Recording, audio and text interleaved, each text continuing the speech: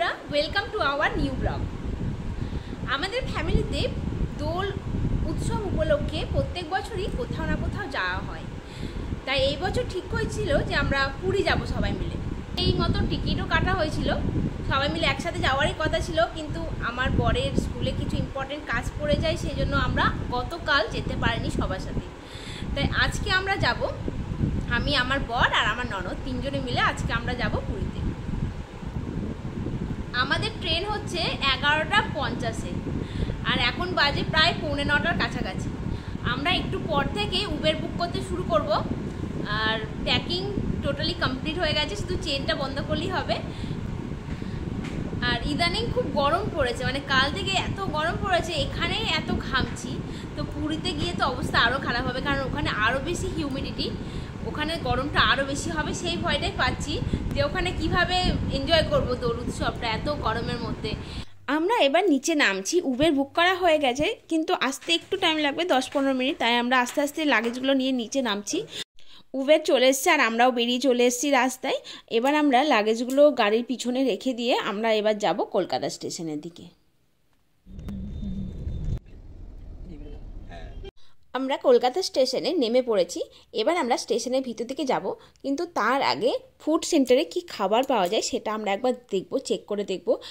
আসলে আমার ননদ তো খেয়ে আসেনি, তাই ও একটু খাবে, কিন্তু এখানে সেরকম আইটেম পাওয়া গেল না। তাই আমরা কিছু প্যাকেট ফুড, মানে বিস্কিট টিস্কিট কিছু নেব, তারপরে ও সুইগিতে অর্ডার করবে। তো এবার আমরা চলে এসেছি স্টেশনের ভিতরে।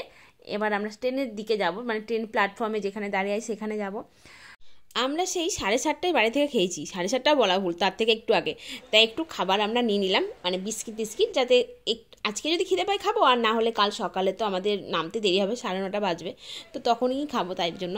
আর আমরা ট্রেনে উঠে পড়েছি। ট্রেনে উঠে আমরা, মানে আমাদের সাইড আপারে একটা সিট আছে, তাই এখন সাইড লোয়ারেই বসে আছি, যেহেতু সাইড লোয়ারের লোকজন এখনও আসেনি।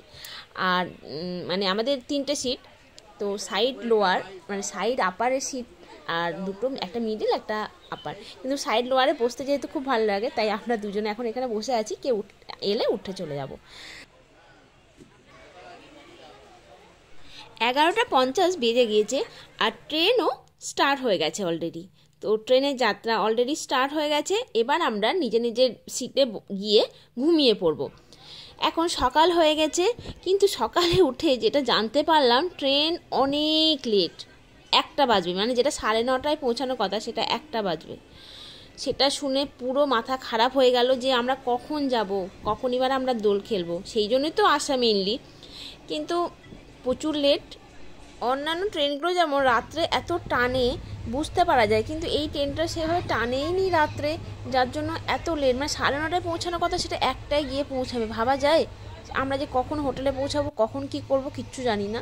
সকালে উঠে খিদে পেয়েছিল, তাই আমরা একটু খাওয়া দাওয়া করছি, বিস্কিট ছিল, সেই বিস্কিটগুলোই খাচ্ছি।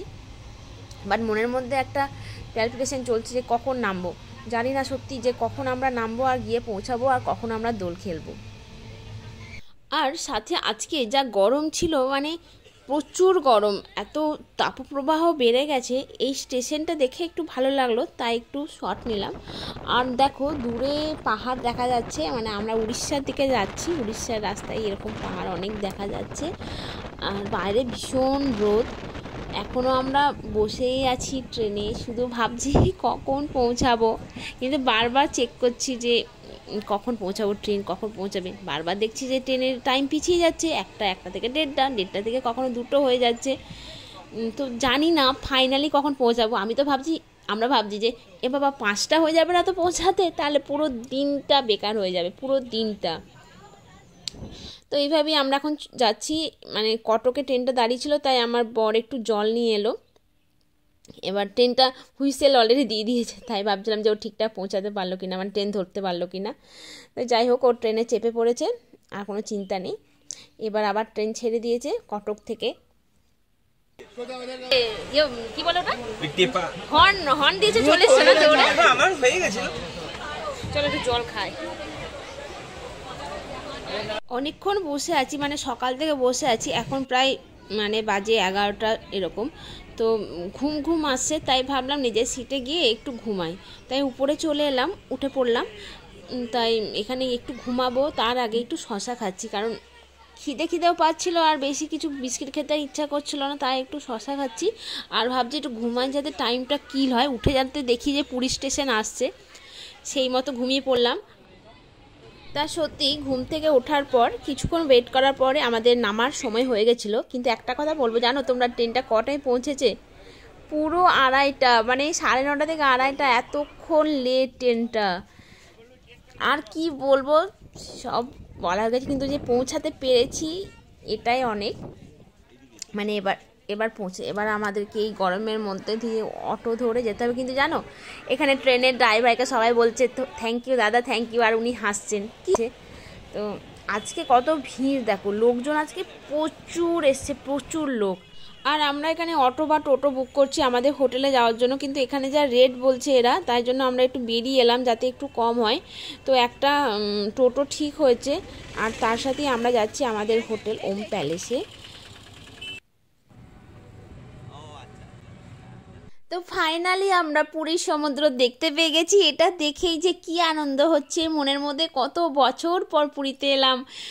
আর আমরা এখন হোটেলের দিকে যাচ্ছি, তার আগে যে পুরীর যে ড্রেসগুলো সেগুলোও দেখতে খুব ভালো লাগে। এই রাস্তা আমার খুব পরিচিত রাস্তা। আমরা ওম প্যালেসে পৌঁছে গেলাম, আমাদের হোটেলে পৌঁছে গেলাম। এখান থেকে নেমে আমরা এবার আমাদের হোটেলে যাব, কিন্তু হোটেলে গিয়ে আমরা এবার সমুদ্রের দিকে যাব। কিন্তু তার আগে আমরা খাবো, কারণ আমরা সেই বিস্কিট টিস্কিট খেয়েই আছি, সেরকম ভারী খাবার তো খাওয়া হয়নি।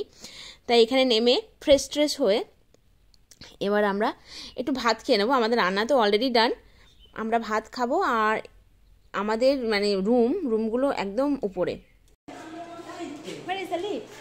আরে আমাদের চাবি নিতে হবে না, লিফট নিচ্ছে কি করে? চাবি নিতে হবে, চাবি চল।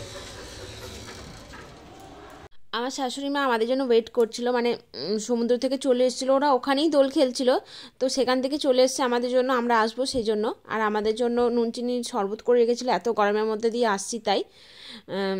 এবার আমরা রুমে পৌঁছে গেলাম। এই দেখো, এটা আমাদের রুমটা দেখতে বেশ সুন্দর, ভালোই লাগছে দেখতে।